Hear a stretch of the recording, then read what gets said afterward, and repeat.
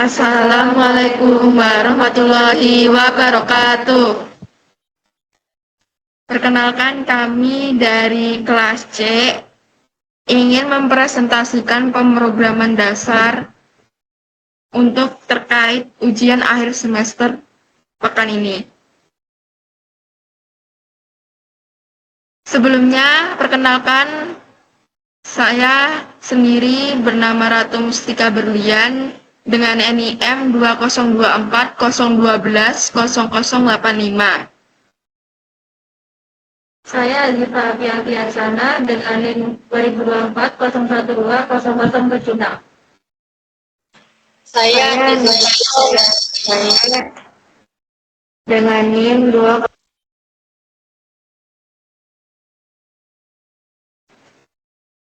Di sini saya akan menjelaskan tentang apa itu pemrograman.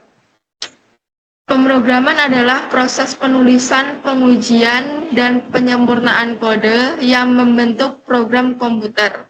Secara sederhana, ini adalah cara untuk kita memberikan instruksi kepada komputer untuk melakukan tugas tertentu.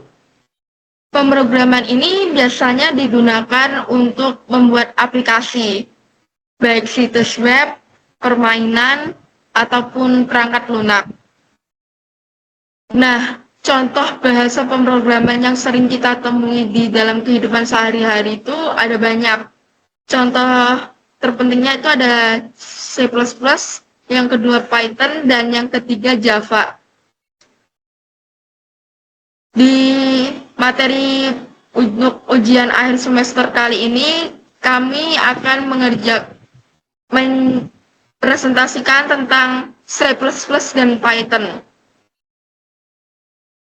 Dimulai dari C++ sendiri, C++ adalah bahasa pemrograman yang berorientasi objek yang pada dasarnya merupakan pengembangan dari C. Digunakan untuk membuat aplikasi desktop, game, hingga sistem operasi. Ciri utamanya adalah mendukung pemrograman prosedural dan berorientasi objek. Yang kedua adalah kompilasi cepat dan efisien, serta mendukung berbagai pustaka atau library.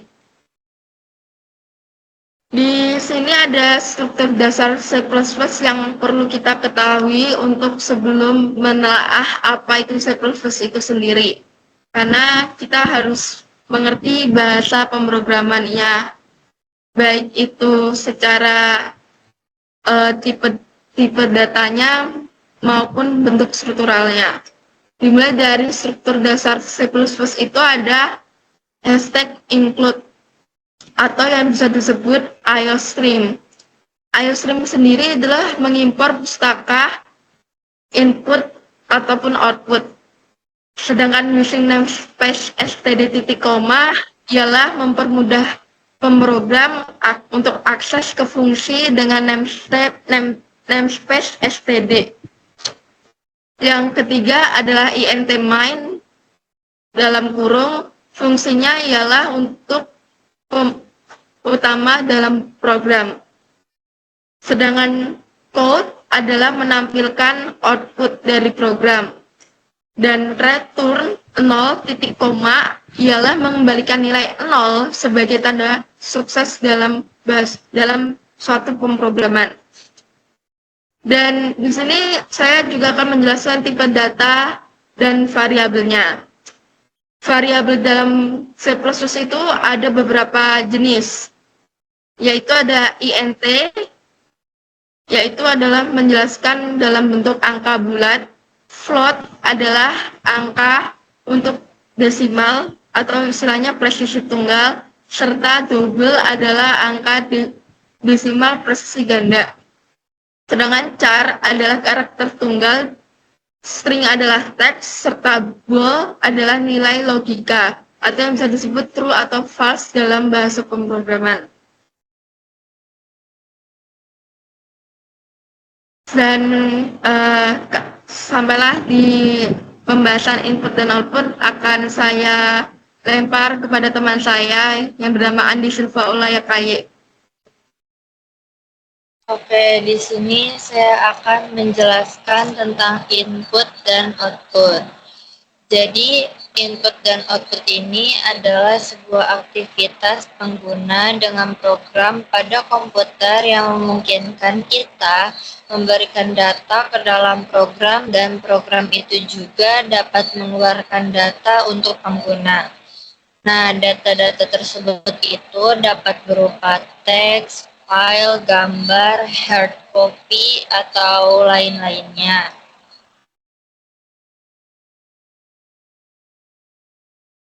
Terus, untuk yang pertama yaitu ada fungsi input. Fungsi input ini ada scanf dan cin, di mana scanf itu memiliki fungsi input standar dalam pemrograman C atau C++ yang membaca nilai input berdasarkan format tertentu dari papan ketiknya atau di layar komputer tersebut. Terus yang kedua itu ada cin. Cin ini adalah sebuah variabel standar dalam bahasa pemrograman C++ yang memiliki fungsi untuk mengambil input dari keyboard. Cin ini merupakan bagian dari aliran masukan standar atau input stream.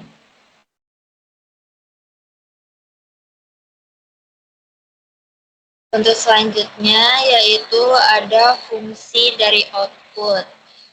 Fungsi dari output pada C++ ini memiliki dua fungsi, yaitu ada code dan juga printf. Yang pertama itu adalah code. Code itu fungsi standar pada pemrograman C++ untuk menampilkan output ke layar komputer. Terus yang kedua itu ada fungsi printf. Fungsinya itu untuk menampilkan output ke layar komputer, biasanya ditandai dengan dalam kurung 2. Berikut adalah contoh program input dan output pada pemrograman C++. Di sini terlihat ada stdcode dan stdcin, di mana yang code itu adalah untuk menghasilkan output dari pemrograman dan cin itu adalah untuk menghasilkan input pada pemrograman tersebut.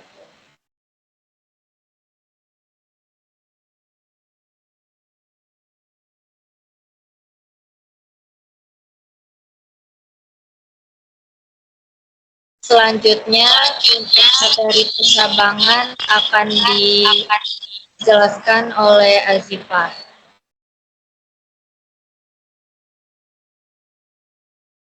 Oke, selanjutnya ada percabangan C++. Percabangan dalam C++ adalah struktur kontrol yang memungkinkan program untuk mengambil keputusan berdasarkan kondisi tertentu. Percabangan juga disebut sebagai control flow decision atau struktur kondisi. Percabangan dalam C++ berfungsi untuk mengevaluasi kondisi atau ekspresi yang hasilnya hanya benar atau salah, memilih statement yang akan dieksekusi, dan mengarahkan jalannya program. Contoh percabangan dalam C++ dibagi menjadi 4. Di antaranya yaitu ada pernyataan if, pernyataan if else, pernyataan if else if, dan pernyataan switch case.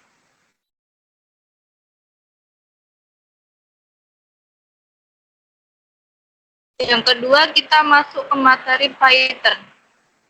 Python adalah bahasa pemrograman tingkat tinggi yang dikembangkan oleh Guido van Rossum pada tahun 1991. Python dikenai dengan sintaksnya yang mudah dipahami dan mendukung berbagai paradigma pemrograman, termasuk pemrograman berorientasi objek, fungsional, dan prosedural. Karakteristik utama Python dibagi menjadi 4. Yang pertama yaitu kemudahan penggunaan. Teks Python menyerupai bahasa Inggris, membuatnya mudah dipelajari. Yang kedua, bahasa pemrograman interpreter. Tidak perlu kompilasi sebelum eksekusi. Yang ketiga, ada kompatibilitas luas, dapat berjalan di berbagai sistem operasi seperti Windows, Mac, dan Linux. Yang keempat, ada pustaka kaya. Python memiliki pustaka standar yang luas untuk berbagai kebutuhan.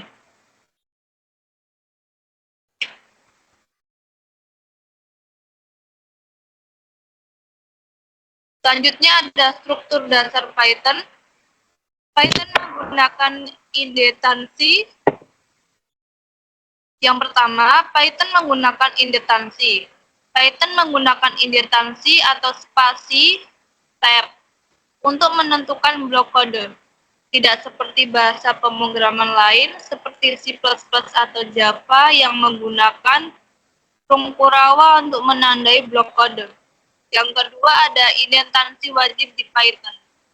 Jika indentansi salah satu atau tidak seragam, program akan menghasilkan error. Yang ketiga tidak membutuhkan tanda titik koma. Tiap baris kode Python tidak memerlukan tanda titik koma untuk menandai akhir perintah. Kecuali jika Anda ingin menuliskan beberapa pernyataan dalam satu baris, namun hal tersebut tidak direkomendasikan untuk keterbacaan.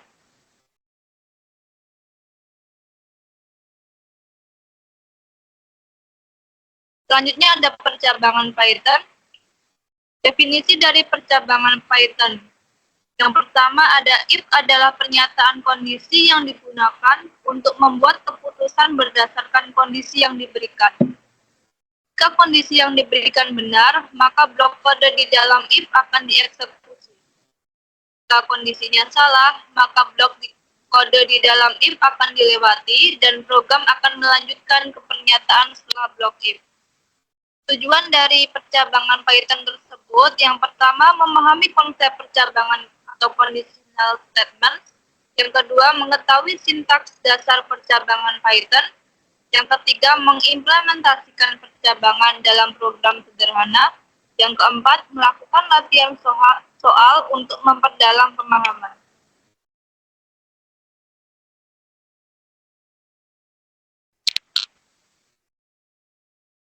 Selanjutnya adalah list Python.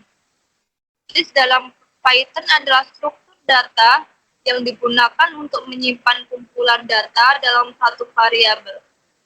Bersifat mutable atau dapat diubah dan mendukung berbagai jenis data.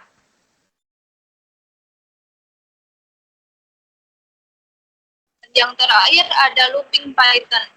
Looping atau perulangan dalam Python digunakan untuk mengeksekusi kode secara berulang.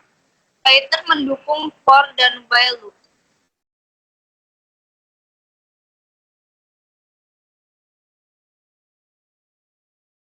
Berikut ini adalah contoh pemrograman looping Python di mana dalam program tersebut terdapat while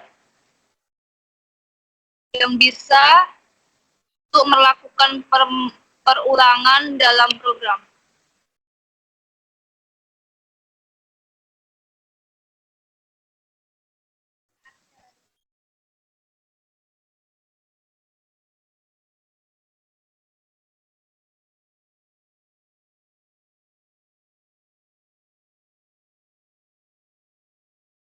Terima kasih.